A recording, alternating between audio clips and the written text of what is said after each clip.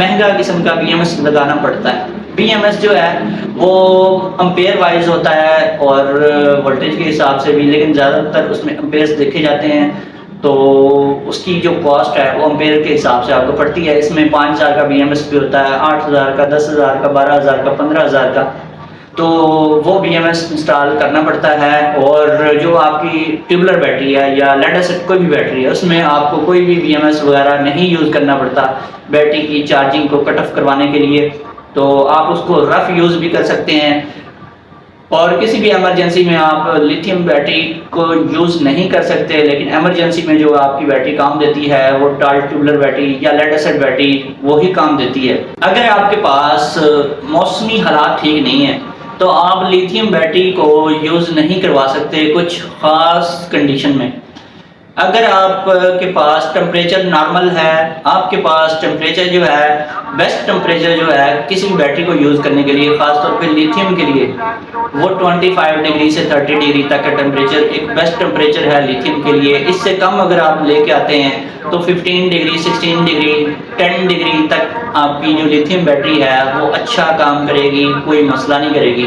लेकिन अगर आप किसी ऐसे एरिया में चले जाते हैं जहाँ पे बर्फबारी होती है, आपका टेम्परेचर जो है माइनस में चला जाता है, 0 डिग्री या माइनस के राउंड अबाउट या 4 डिग्री या इससे कम होता है, तो फिर आपकी लिथियम बैटरी काम नहीं करेगी। आपने चाहे गाड़ी में लगाई हुई है या आपने लगाई हुई है जी अपने सोलर के साथ, तो आपको वो काम नहीं देगी। उसकी रीज़न क्या है, जब बहुत ज़्यादा लो टेम्परेचर होता है, 0 डिग्री से भी नीचे माइनस में जब टेम्परेचर होता है, तो आपकी लिथियम बैटरी चार्ज ही नहीं होगी। आप जितनी कोशिश कर ले वो चार्ज नहीं होगी।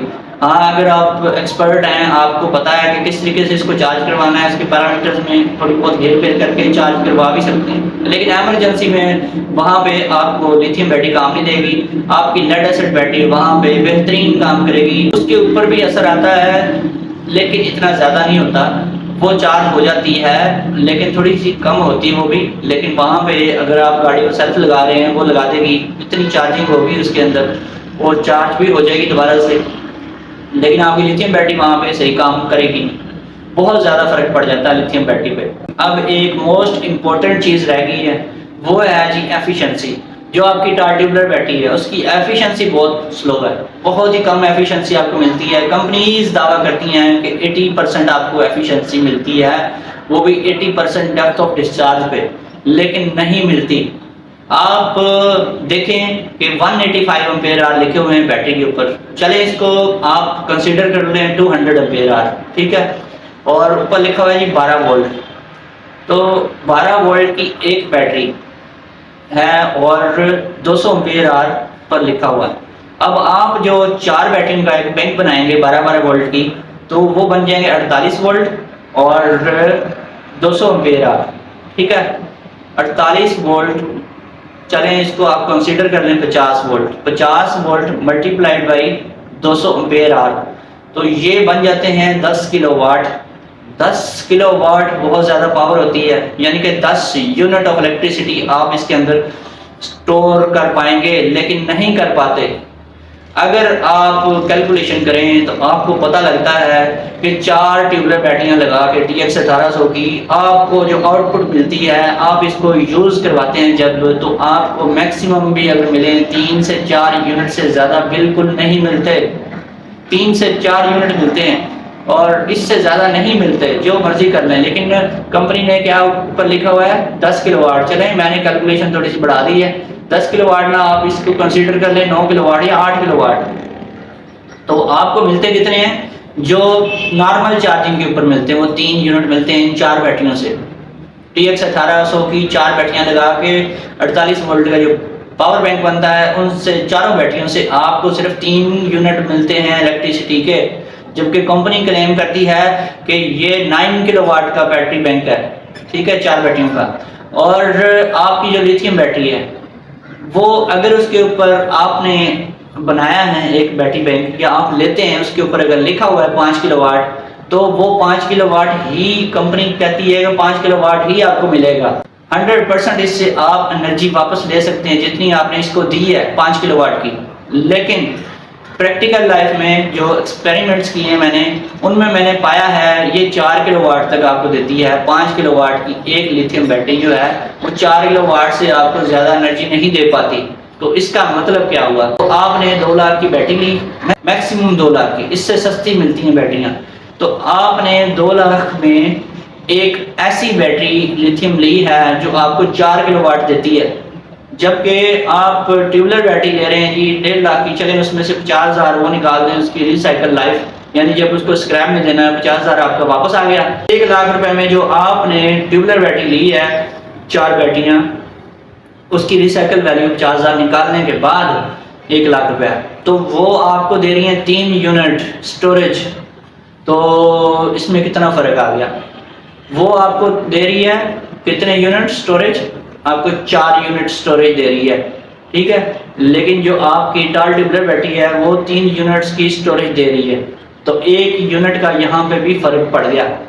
तो इसका मतलब ये हुआ कि जितने लाइफ साइकिल आप यूज करेंगे उसमें 1 किलोवाट यानी 1 यूनिट स्टोरेज का हर साइकिल के साथ फर्क पड़ता जाएगा। अब अगर 1000 साइकिल हैं ट्यूबलर बैटरी के, ठीक है, ट्यूबलर बैटरी के अगर 1000 साइकिल हैं तो आपको हर साइकिल के साथ 1 यूनिट जो है कम मिलेगा।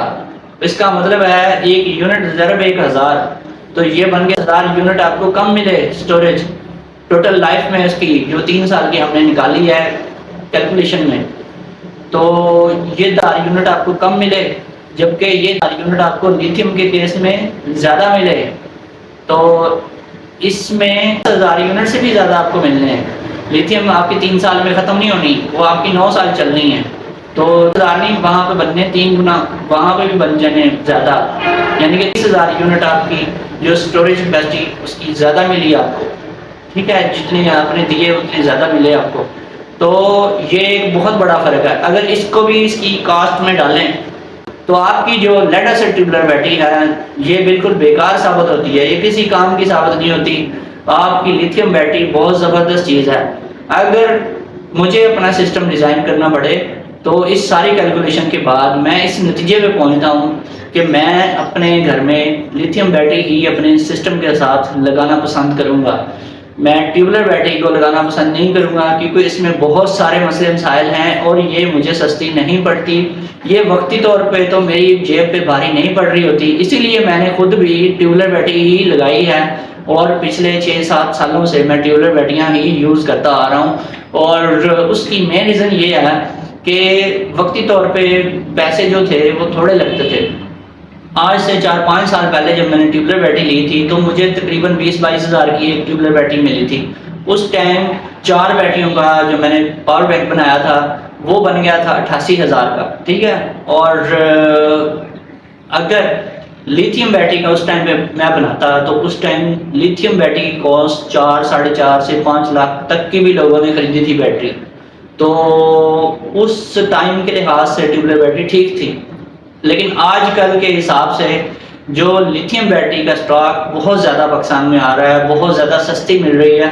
तो आज के लिहाज से बेवकूफ़ी है ट्यूबलर बैटरी खरीदनी, बहुत ज़्यादा बड़ी बेवकूफ़ी है।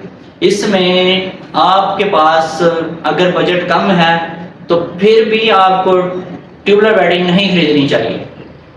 उसकी वजह यह है कि आप सस्ती वाली लिथियम ले लें, थोड़ी सी आप खुद बना लें, तो आपको वही जो 2 लाख की बननी है आपको लाख, 1.25 लाख की, 1.5 लाख में बन जाएगी। इसमें एक चीज़ का आपने लाजमी ख्याल रखना है और वो ज़रूर रखना है, जब भी आपने बैटरी परचेज करनी है, फ्रेश डेट की बैटरी लेनी है, चाहे आप ट्यूबलर बैटरी लें, उसका तो मैं मशवरा नहीं देता आपको, लेकिन आपको लेनी लिथियम ही चाहिए, वो भी फ्रेश डेट की लेनी चाहिए, तो फिर आपके पैसे खरे हो जाएंगे।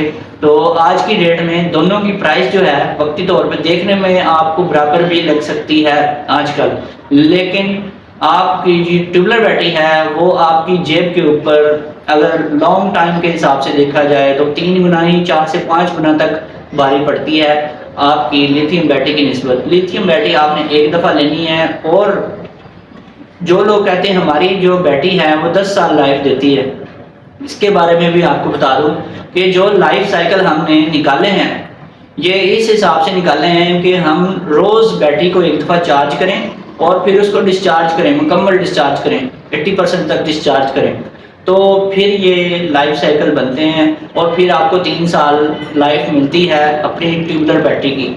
अगर आपने सोलर पे दिन को चलाना है और दिन के टाइम तो आपकी यूज़ नहीं होगी बैटरी, और रात के टाइम भी आप सारी रात बैटरी को निचोड़ते नहीं हैं, एक दफ़ा मुकम्मल खाली नहीं करते, और आप उसको, ये डिपेंड करता है आप 50% उसको खाली करते हैं और या फिर आप उसको 30% खाली करते हैं या 80% करते हैं। तो लाइफ साइकिल जो हैं आपके कम या ज़्यादा होते हैं इस वजह से। यानी कि अगर आप रात को नेट मीटिंग चलाते हैं 2-3 घंटे से, लोड शेडिंग की सूरत में आप 20-30% तक बैटरी को डाउन करते हैं, 60 से 70% बैटरी अभी आपकी पड़ी होती है, तो आप उसको पूरा इस्तेमाल नहीं करते, तो आपको 10 साल से भी ज़्यादा लाइफ साइकिल मिलेंगे लिथियम बैटरी के। और जो ट्यूबलर बैटरी है वो सिर्फ 3 साल ही फिर आपकी चलेगी, वो 5 से 7 साल तक भी चल जाती है अगर आप उसको रात को सारी रात खाली नहीं करते, निचोड़ते नहीं हैं, उसका पूरा लाइफ साइकिल इस्तेमाल नहीं करते, तो आपको लाइफ बहुत ज़्यादा मिलती है।